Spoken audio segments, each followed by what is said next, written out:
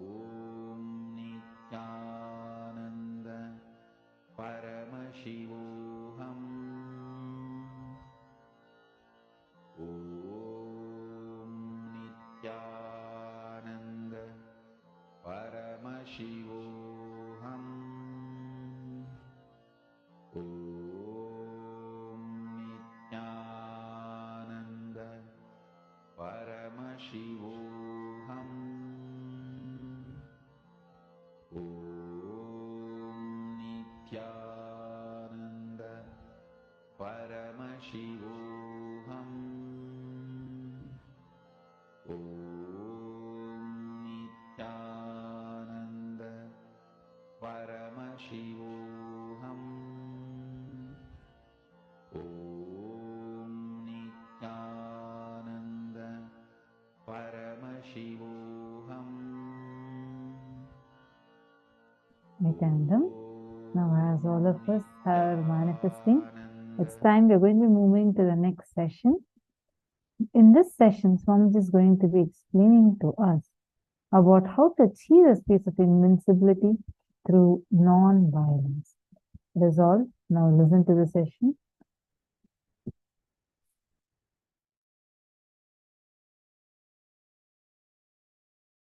Paramashiva's message from Sri KAILASA. Listen.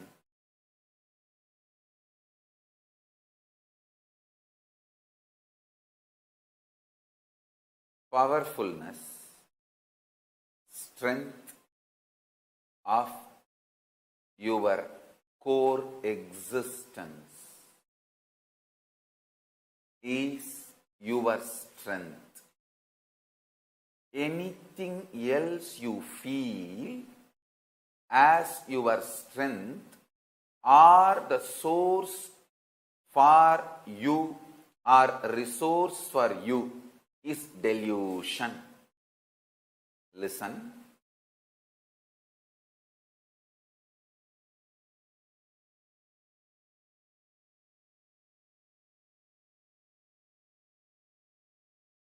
Only if life affirming, positive, life positive, pro-life,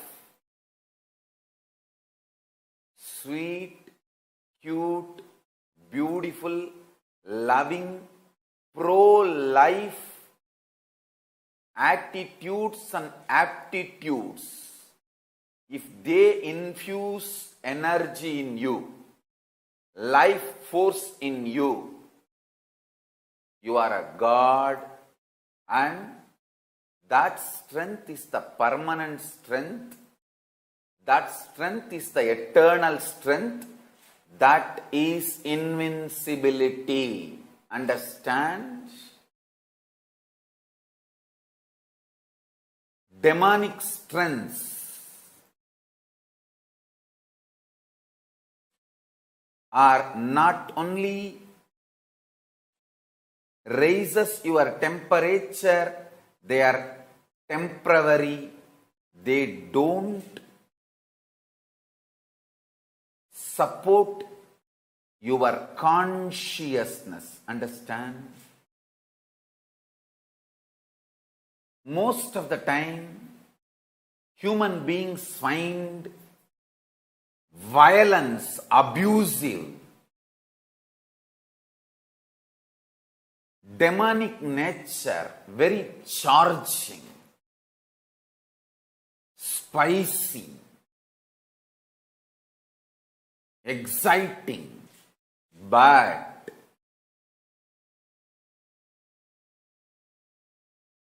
Neither they are eternal nor permanent. Neither they are eternal nor permanent. And be very clear, that feeling charged up due to the negativity, life negative attitudes, aptitudes, life negative thought currents, cognitions, life negative anger, violence based.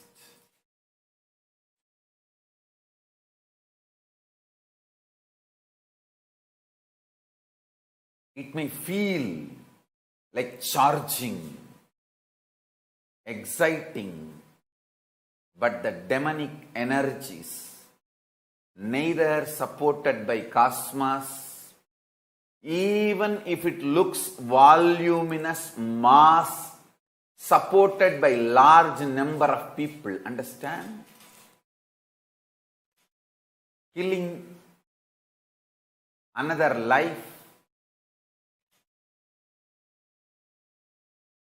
for the sake of your food or for your survival or for your existence, sometimes to establish your ego.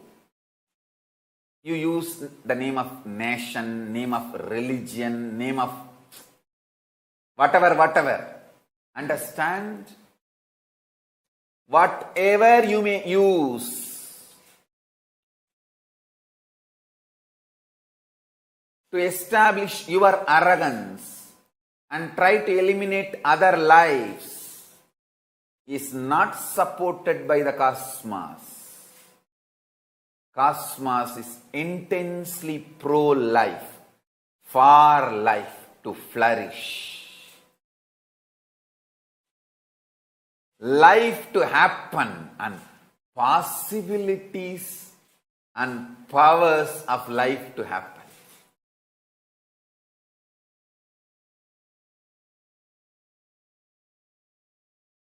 I will use multiple words,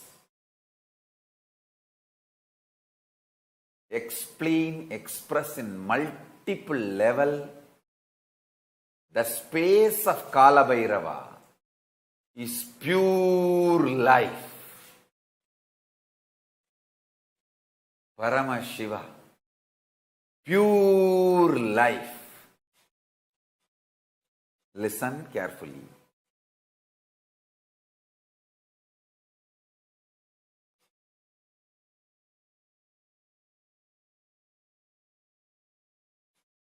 Internalize this one truth. You will understand what all you should support in your personal life, in the society, what for you should spend your time, your life, your energy, your consciousness. Never ever support any form of violence using man-made constitutions based ideas of nation or ideas of religion, ideas of social existence. Understand? Whether you kill life for your food, whether you kill life for your ego, whether you kill life for your arrogance, life negative principles are never accepted, approved by the cosmos. You need to understand life positiveness is like a strong nuclear force in you. I tell you. Don't feel mass is right. Large number of people are always right. No.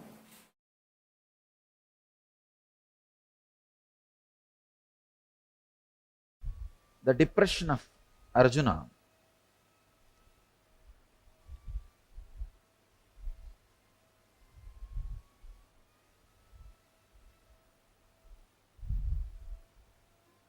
I can say is almost screaming.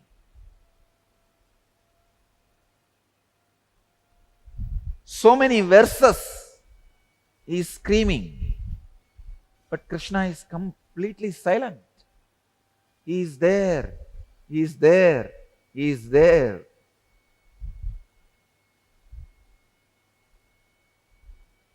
The first year of the marriage, the man speaks and the woman listens. The second year, the woman speaks and the man listens. The third year, they both speak and the neighbors listen.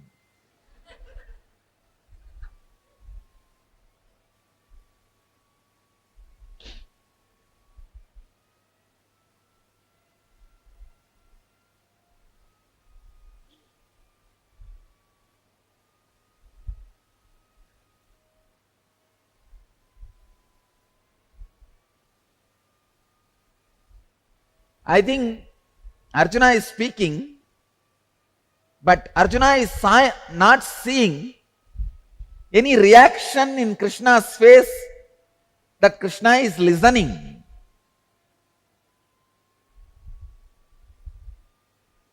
I strongly believe Krishna is not listening to the words of Arjuna.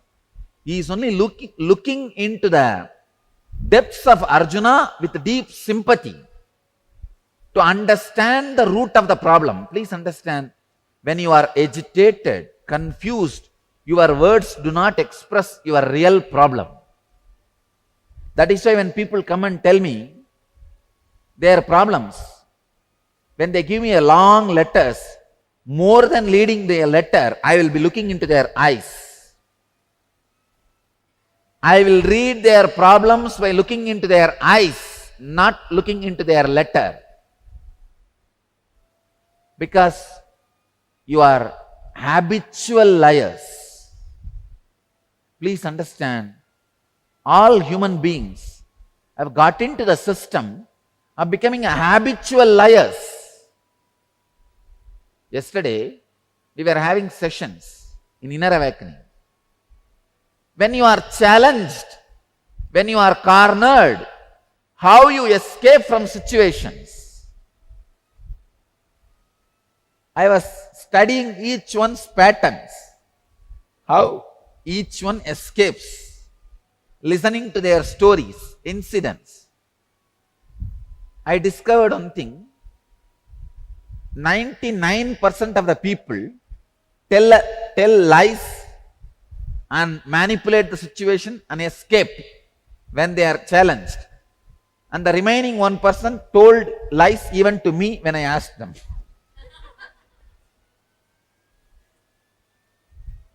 When you are cornered, when you are challenged, you immediately get into the mode of telling lies to manipulate the situation, to exploit the situation and escape from the situation. Understand,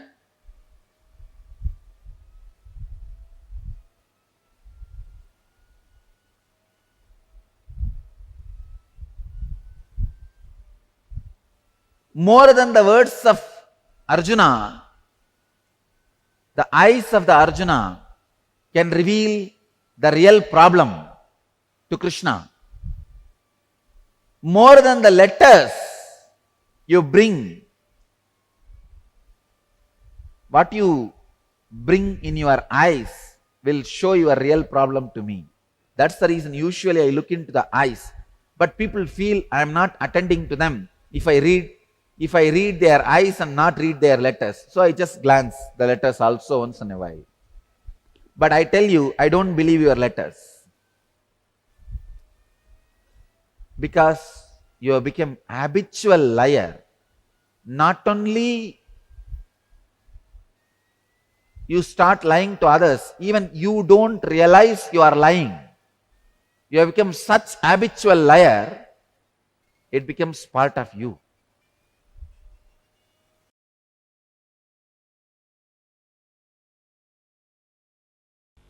I can say Patanjali is taking us beyond enlightenment.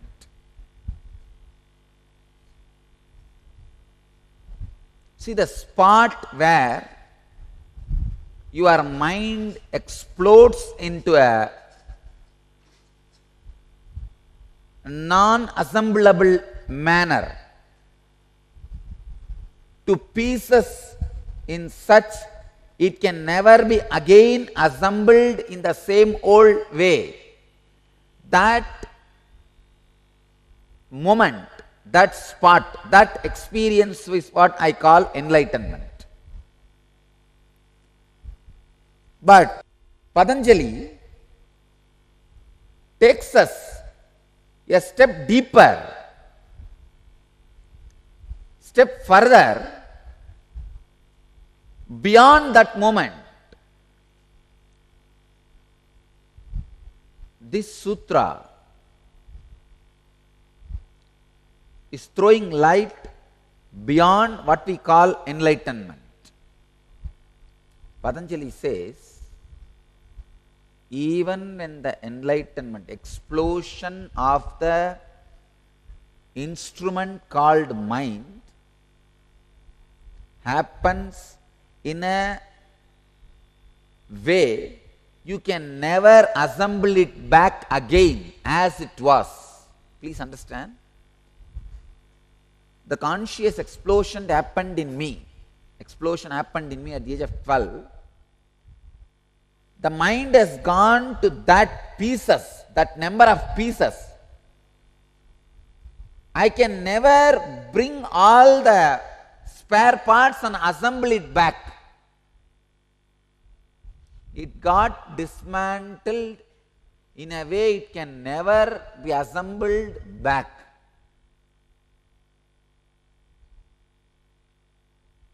It's like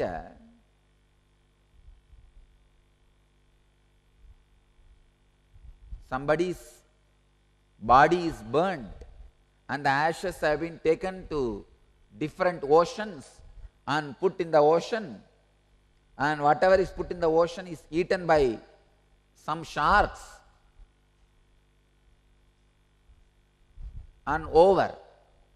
Now, can you get all those particles back, put it together and make the body back?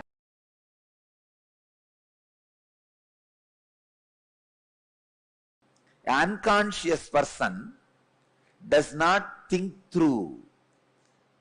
So whatever is the flow of life for him is crime for society. For a conscious person, whatever is flow of his life, like he wakes up, morning he goes to the job, works in his office, goes for lunch, comes back again, works in his office, comes back to sleep. Whatever is his course of life, the happening, it is part of society, the flow of society. If you ask him, why are you doing this? He says, that is the way life is. It is like a common understanding. If you are a girl, the moment you are 25, get married. If you are a boy, the moment you are 27, get married. Of course, what I am saying, age is a city limit, city age limit. In the villages, it is much less. When thousands of miracles are happening around me, I tell you, I promise you, I don't do anything. It is the happening for me. People come and tell me, Swamiji, I came to Kalpataru, I did not have kids for 20 years, I asked your blessings. In 1 year I am having the child. I am so happy. When I see the surprise in their face, I understand. So you fellow, you came without any trust or faith. That is why you are surprised. Because when people come and tell me, I don't get surprised. When you come to Kalpataru, when I am in that samadhi, whatever I say naturally comes true. It is the happening for me. What is there in that to be surprised? But when these guys are surprised, they think I'll be very happy. See, I don't take myself for granted. I enjoy the devotion component of you reporting. When you come back and report to me, I did not have a child for 20 years and you blessed me in the Kalpataru, now I have a child. Your gratitude component I enjoy. There is a gratitude part in that. That I enjoy. But the surprise part I don't enjoy. Understand? I never enjoy the surprise part. It means what? See, if there is a gratitude component, you have a devotion. Yes, I did not have, I asked you, you gave me, I am grateful to you.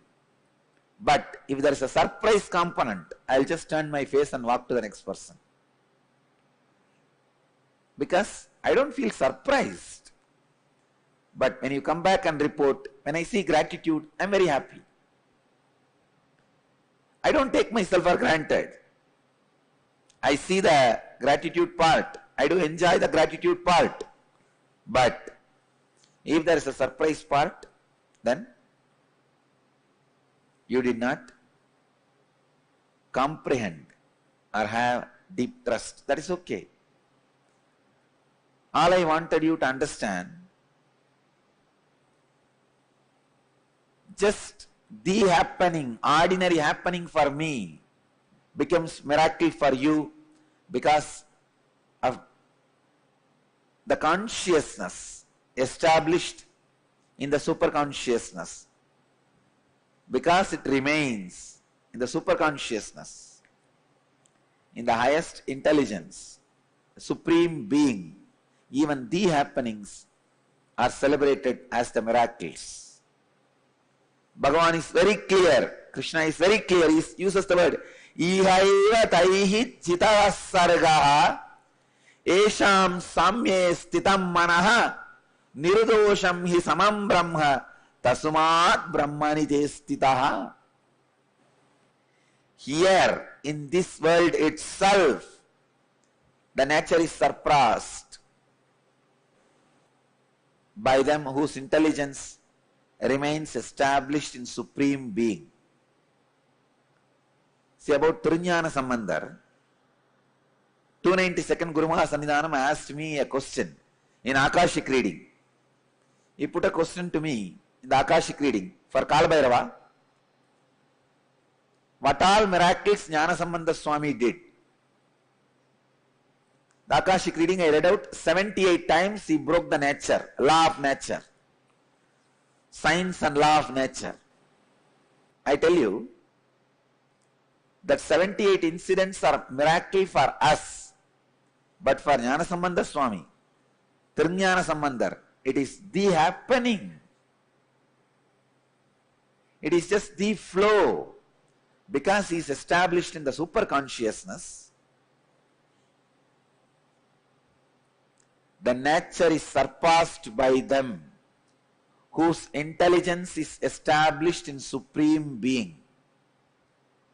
Ihaiva taihi jitaha sargaha yesham samye stitam manaha.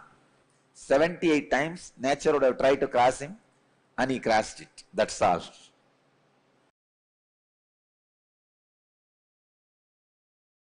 See, if you are from America, when there is a scrolling, developing story, 120 people dead in terrorist attack, you just wake up, your head is completely on the television set, you just read one next line, in India, Mumbai, and you drop. Because you feel you are responsible only for America. Please understand, change your cognition. You are a human being, you are responsible for the whole world. Naturally, the place where you are, if there is some terrorist attack or problem, you are going to run immediately. Help the people. Save yourself and save others. No doubt. But your cognition itself should not be restricted to the place you live. Please listen. Your cognition itself should not be restricted to the place you live. Please understand, your cognition should be responsible for everything. You should cognize you are responsible for everything. Feeling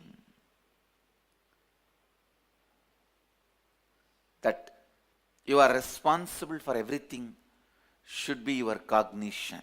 This is what I call bringing responsibility into your cognition. People with zero cognition, whenever you feel good about you, whenever you feel powerful, wherever you feel powerful, if you scan, it will always be because you are enriching at that moment. Look, when you feel you are loving, you are loved, when you feel you are powerful, when you feel people are supporting you, Are you supporting others? Whenever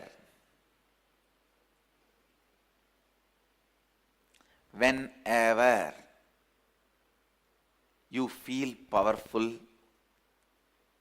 whenever you feel energetic, alive, look into your life. Please understand.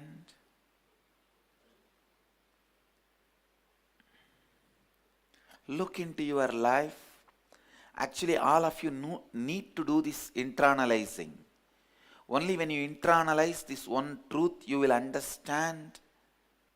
Enriching expands your very life. Enriching raises the very frequency in which you are living. Enriching raises the very frequency with which you are living. Please listen. Enriching raises the very frequency in which you are living.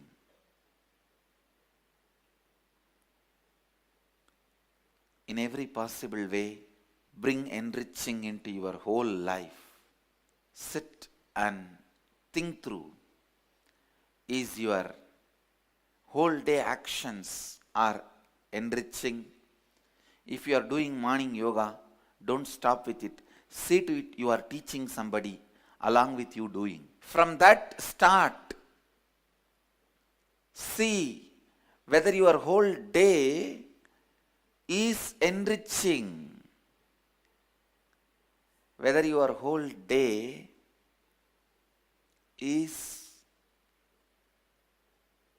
continuously for others. Please listen. Whoever lives with the truth, life is for others, lives the best life. And one more thing, please listen.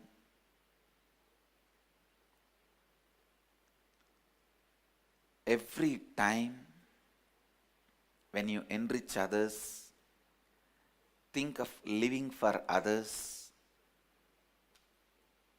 Every moment, again and again and again, health is brought to you. Being powerful is brought to you. All the best things are brought to you. Please understand some of these basic principles of life. Whether you want it or not, understand or not, you are not living just only in your body. If you think you are living only in your body, you live a very poor life, with a very poor cognition, with very low cognition, with a very immature cognition. That's the right word I'll use. Immature cognition.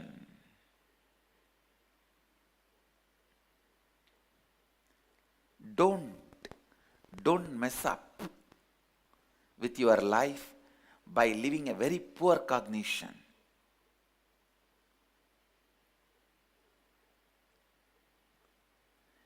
Immature, inadequate cognition. Thinking you are living only inside your body is the most immature, inadequate cognition. I tell you, that is the root of all the evils in your life. Whether it's a disease or depression, starts you thinking you live only in your 6 feet body. Anything, find the source and complete all the evil things in your life. The source is the idea you live only inside your 6 feet body. Please understand.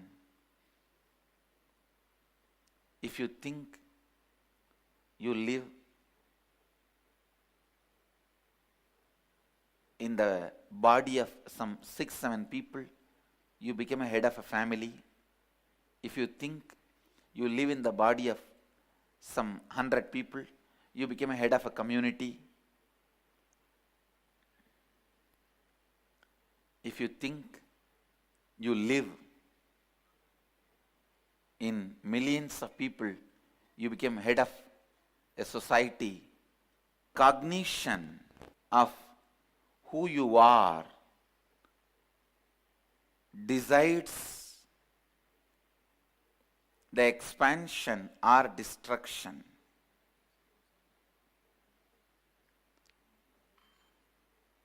Whether you want it or not, understand or not, you live through all human beings.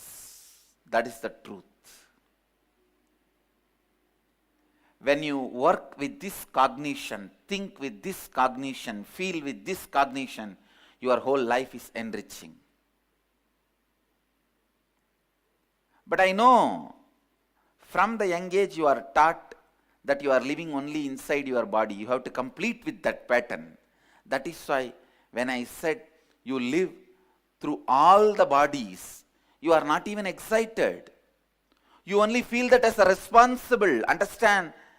I tell you, it's excitement. You can eat through so many bodies. You can live forever, eternally.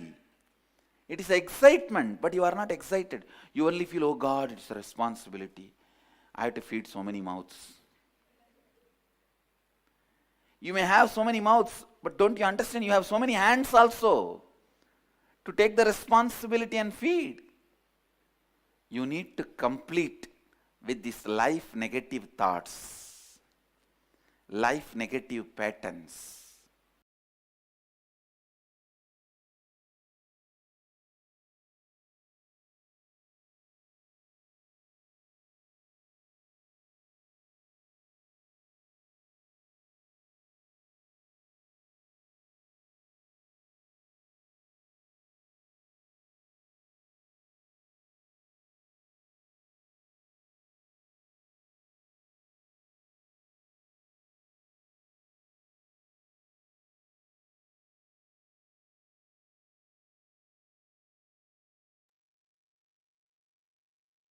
Swamiji reveals such an important truth.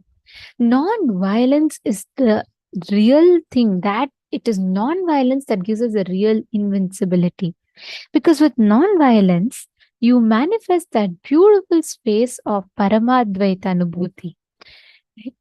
And this gives us all such an important experience to manifest. Now, what Swamiji has revealed about invincibility.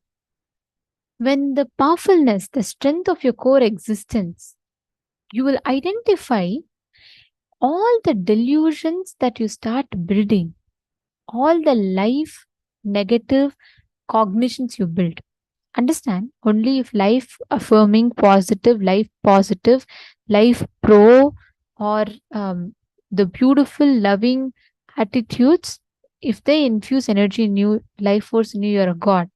That strength is permanent strength. Whenever you feel good about you, whenever you feel powerful, if you scan, you'll always be enriching. Just scan, look back in your life. Take few minutes. See in your life all the moments where you scanned. Just identify. If you identify, you will see clearly how those were the moments you were actually experiencing that space of enriching. You are actually enriching another person. Just take 5 minutes. Identify. You'll be able to clearly see it.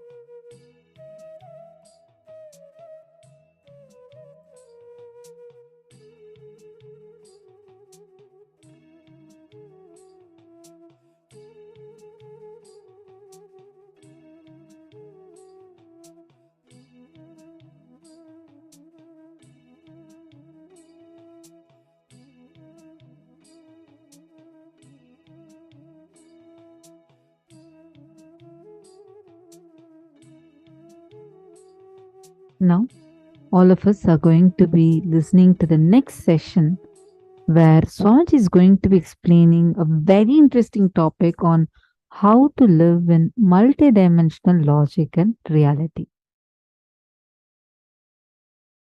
Listen.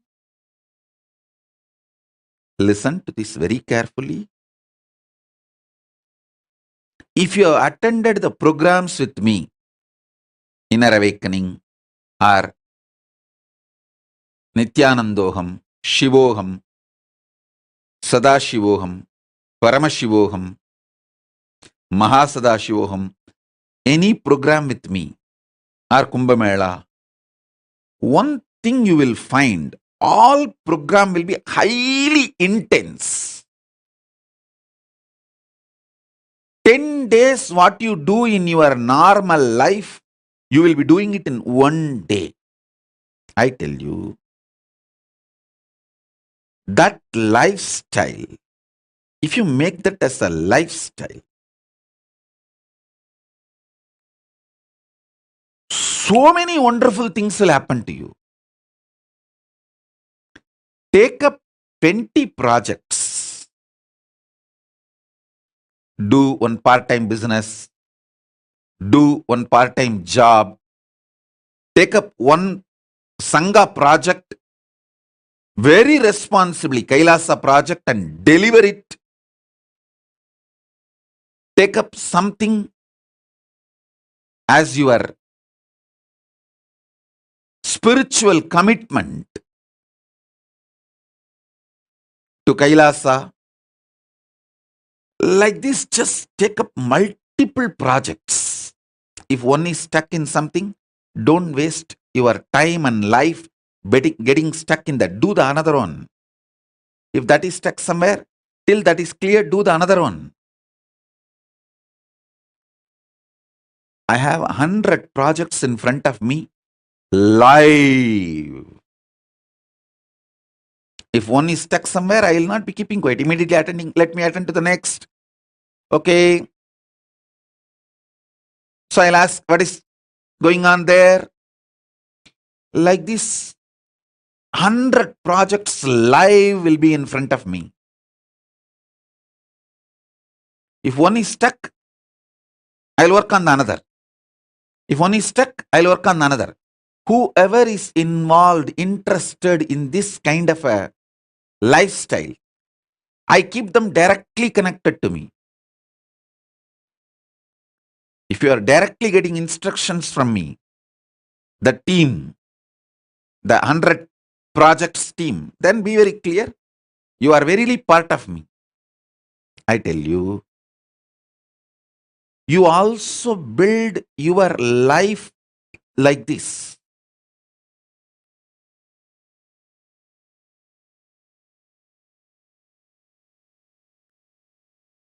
The residues, hangovers related to sex, sleep, food, all these three is one and the same. All these three will just evaporate. You will enjoy the real food. You will enjoy the real sleep. You will enjoy the real sex. But you will not be having the hangover. If you make yourself active, alive, pick up multiple projects without fear. If you attended any of my program, whether Shivoham, Nithyanandoham, Inner Awakening, or Sadashivoham, Mahasadashivoham, Paramashivoham, directly physically conducted by me, you would have seen 10 days what you do in your life, you will be doing in one day.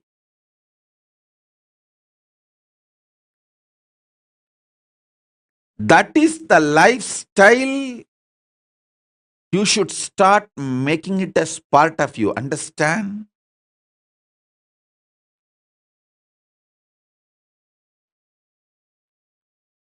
It is all about sitting for a few days and organizing yourself. The gadgets you need, the schedule you need, and courage you need, confidence you need. Just for a few days, you need to sit and organize. Maybe a week. But once you organize yourself, at least 25 projects. Decide you are a Paramashiva, so you have 25 heads. You should do at least 25 projects. In my case, I decided, I am Paramashiva, not just with 25 heads, 75 eyes, 50 hands. So I will do hundreds of projects. You guys start at least with 25 projects. Every day there should be minimum of 25 things to do. Don't try to cheat yourself. Oh, going to restroom, one project. Washing, that is another one project. Don't try to cheat yourself. A solid projects which will give the result with a 2 or 3 months end, which you will be able to complete it in next 60 days to 90 days. Like that, take up some 25 projects. This multi-dimensional activism will remove brain fog, stomach fog, the veil you put on yourself. Most of you have arrested yourself with your fears, destroyed your life with your selfishness. Extreme selfishness. That's the right thing. I'll use the word. Extreme selfishness. You think, oh, if I do all this Sangha work, I may not have time for this, my personal work. I tell you, do Sangha work, KAILASA work, you will see how much inner space expands and the kind of a training, understanding, everything you have.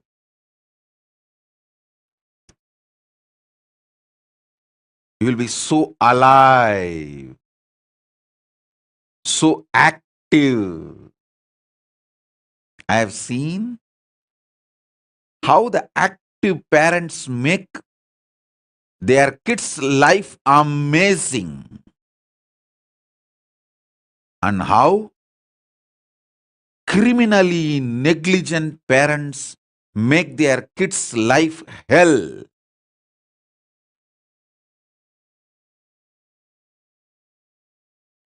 These criminally negligent parents teach the same cunningness to their kids. Oh, if you do this, you will be just exploited and taken for a ride and you won't have time for your personal things. Stupid. I tell you, this active lifestyle takes away tons of sufferings.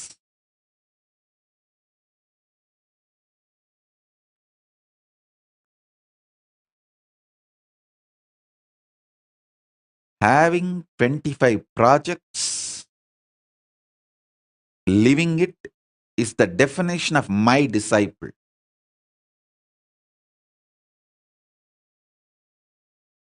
That's what is the meaning of having 25 heads. Paramashiva. At least each dimension does one project, moves. This, and constantly moving.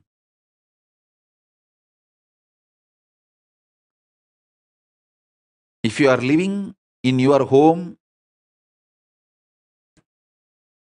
in the 25, at least 5 should be related to your wealth generation. 5 can be your pleasure. What do you call as pleasure, excitement, joy, your romance life? At least 5 should be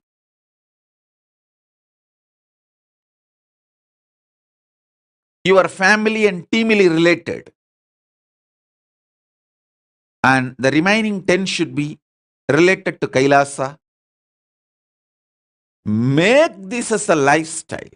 I tell you, I'll infuse Paramashivatva in your life. Infuse wealth, health, fulfillment.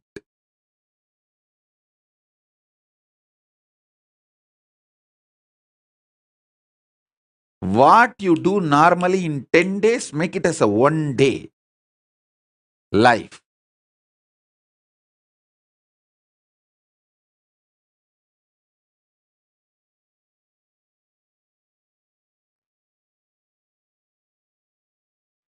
In Kannada, there is a beautiful proverb, Kayakave Kailasa. Activism is Kailasa.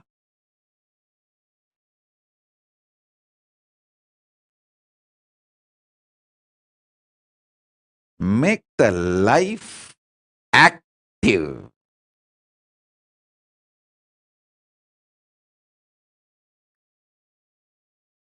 Fundamentally, this 8 Kala Puja in temples, all these are made to keep people active.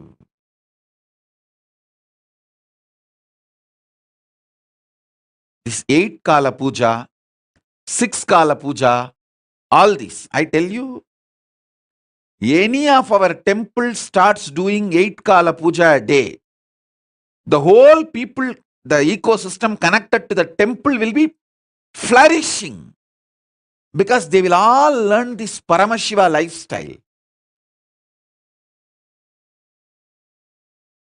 Listen, I have done thousands of attempts. I succeeded millions of times. I have done thousands of attempts. I succeeded millions of times. I might have failed hundreds of times. You may not understand this calculation. How? 1000 attempt, hundreds failure means, 100 failure means, then it should be 900 success. That is what is your logic. No. The logic of life is not mathematics of your mind. When you attempt 10 times, 5 times, if you have failed, 5 times you will be successful. In that level, your logic and the mathematics is one and the same. But when you raise your attempts to 100, in 100 attempts, even if you fail 25 attempts, you will be successful 100 times. The logic changes. Listen carefully. When you are infusing life into you more and more, the logic changes. If you attempt 1000 times, you may fail 100 times, but you will be successful million times. Because the logic, while you are attempting 1000 times, is different from your mathematics. I will repeat, listen. When you are attempting 10 things in your life, if you fail in 5 things, you will be successful in 5 things. When you are attempting 100 things in your life, if you fail in 25 things, you will be successful in 100 things. 100 times. When you attempt 1000 things in your life, if you fail 100, or 200 or 300, you will be successful million times. This is the life, this is the logic of life, because the infusion of life energy in you changes the logic with which your life operates. Listen carefully. Your agenda does not change your life.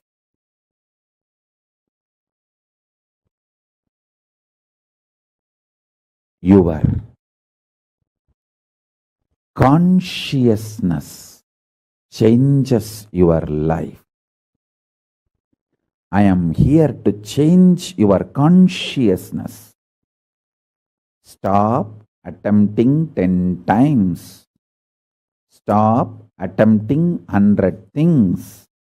Start attempting thousands of things simultaneously, spontaneously, intensely, continuously. Understand this logic of life. I know clearly what I am supposed to manifest and create. My focus, and I can see every day I am infused with more and more Lakshmi. Because my Lakshya is right, I am intensely showered with Lakshmi. To all my followers and disciples, I give you this as a commandment.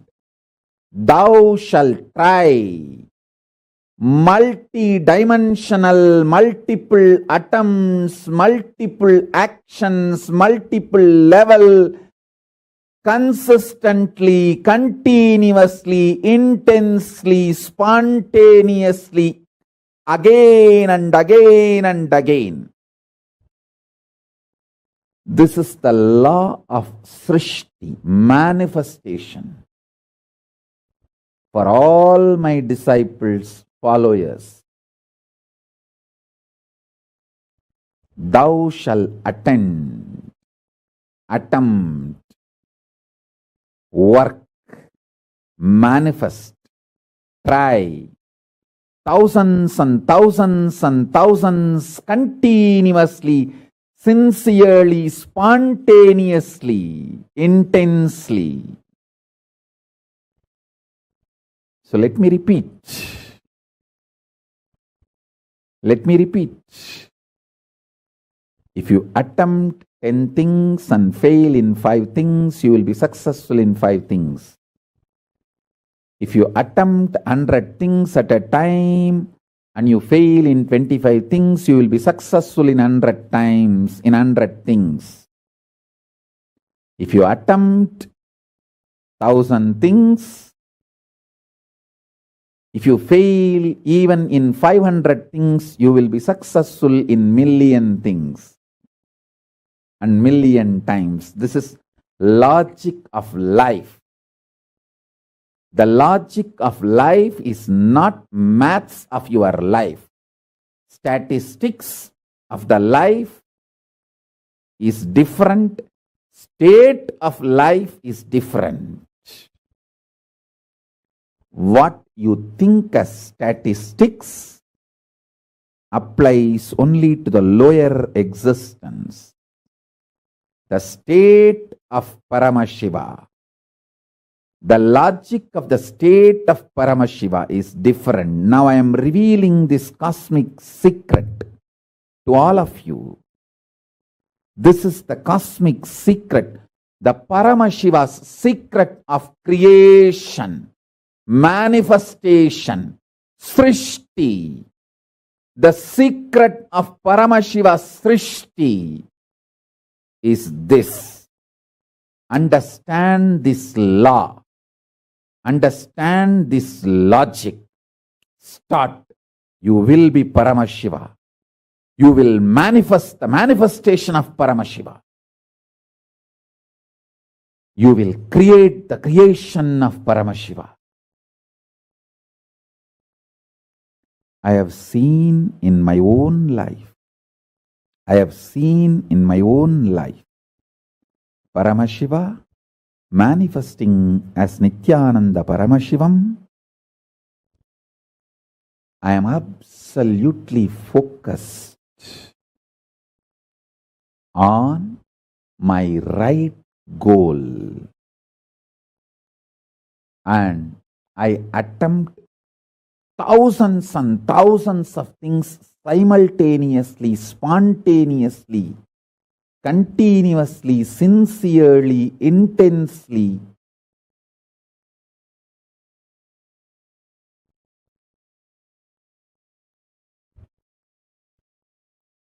Uncompromisingly. So, if I attempt 1,000 things, even if I fail in 500 things, I am successful in millions of things. When I realized this logic, creation became joyful. There is no frustration. There is no tiredness. There is no dullness. There is no boredom. There is no anger towards universe. There is no frustration towards universe. There is no frustration towards life. There is no life negativity, because I am seeing, I am showered intensely more than I even tried. I only attempted 1,000 things, but I am successful in million things. Then why will I have any anger towards life? I am eternally grateful. I am fulfilled, overflowing. This is the secret of creation, Srishti in life. All my disciples who follow me, who consider me as your guru, master, guide, teacher, friend, philosopher, all my followers, anyone who has a sympathy, love towards what I am teaching, this is the commandment of Srishti for all of you. Thou shall continuously, spontaneously attempt thousands and thousands of things, intensely, sincerely, consistently, continuously.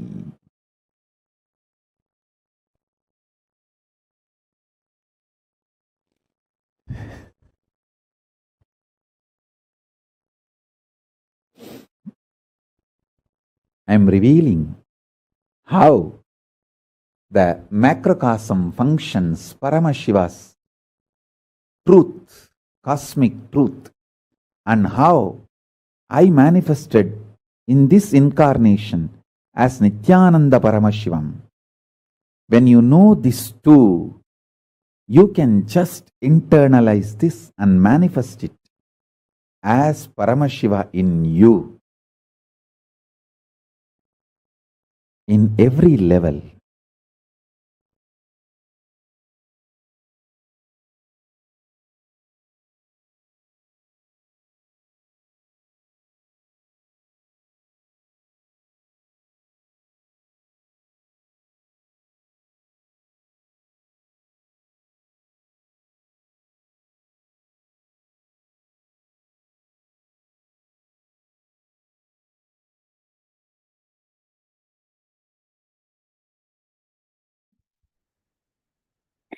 Yes.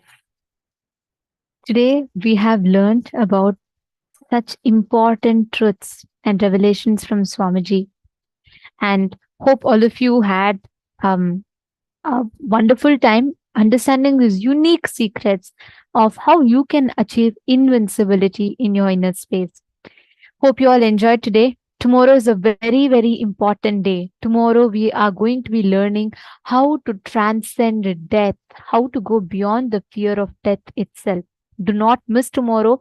Please be there. Make sure you are there on time. Experience a very powerful death meditation process tomorrow and the Vishesha Diksha. So we thank all of you for being here today. And this brings us all to the conclusion of our day today. Let us conclude with the Purna Mantra. ॐ पूर्णमदः पूर्णमिदं पूर्णात् पूर्णमुदच्यते पूर्णस्य पूर्णमादाय पूर्णमेवावशिष्यते ॐ शान्ति शान्ति शान्तिः हरिः ॐ तत्सत् सर्वं भगवत् Shri Nityanand Paramshiva पादुकार्पणमस्तु नित्यानन्दम्. Thank you all. Thank you so much, Nithyanandam.